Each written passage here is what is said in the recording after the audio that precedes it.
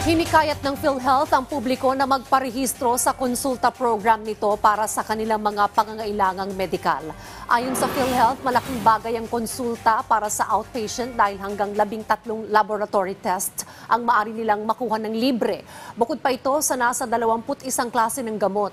Lahat ng miyembro ng PhilHealth ay maaring mag-avail ng programa basta't mag-register lang online o sa pinakamalapit na tanggapan ng PhilHealth. Maglalaan ng PhilHealth sa kada pasyente ng 500 piso para sa pampublikong ospital o clinic at 750 pesos naman kung sa pribadong ospital. At the moment po, as of August, nationwide we have around 2,300 accredited consulta providers, of which mga around 300 po doon are private clinics. Kami po ang nagbabayad nito doon sa ating mga consulta providers. Kung ang mga serbisyo po na ibibigay sa inyo ay nadudoon sa listahan, hindi po kayo kailangang magbayad.